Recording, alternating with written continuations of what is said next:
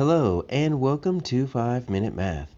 Today we are looking at the Algebra 1 concept of graphing functions and identifying features. This is standard A.3C in the great state of Texas, and we are using item number 26 of the 2019 released STAAR test. If you haven't done so already, please go ahead and take a moment to pause the video, work this problem out on your own, unpause it, and we will look at our answers together. So we have the graph of a linear function. We only know two things about it. We know that it goes through this point, 1, -9, and we know that it has a slope of -3. So we're looking for the 0 of f. That's a strange kind of way to ask for where is it going to cross the x-axis, or what is the x-intercept. So the 0 of f means, since this is f, right? If we were to take f of x, right? If we were to make that into 0, right? So if f of x equals 0, what is this x value right here? That's what we're looking for. What x value makes f of x equal 0? Well, x by itself, right, is going to be our domain. But when we look at f of x, or sometimes we'll do g of x or something like that, but anytime we get this notation of a function and then a parentheses and then x, that always lets us know we're looking for the range. So another way to think of that is just your y. So what happens when your y is 0? Well, we don't have an equation, but we could easily get one. First, though, let's see if we can visually see where this graph might cross the x-axis. So let's graph this point. We've got 1, we've got -9.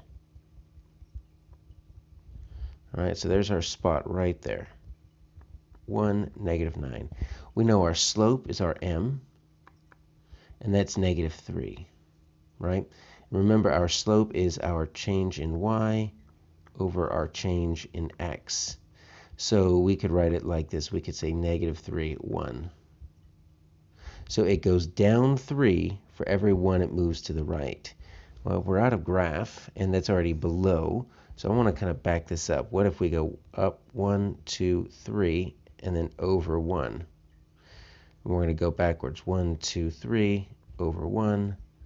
1, 2, 3, over 1. So it looks like we can just kind of chart these points right here.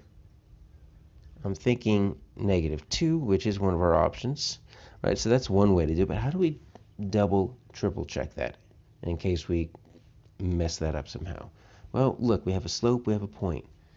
This is begging for us to use the point slope form. So that's how we're going to double check this. So remember our point slope form, y minus y1 equals m x minus x1. That's going to get us something in slope-intercept form. Then we can plug in a 0 for that y and solve for x. That's what we're going to do. So we have our y1 and our x1. So our y1 is that -9, so y minus -9 end up being a positive. Our slope is -3, x minus 1. So we need to distribute this out.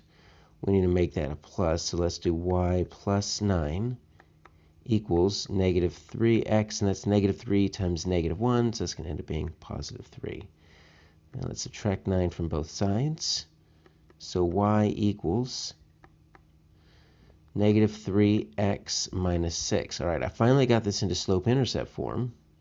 Doesn't give us our answer, but now we can substitute in this y as 0, because that's going to get us the 0 of f or f of x, or for the range. So let's see what happens when we say 0 equals -3x minus 6.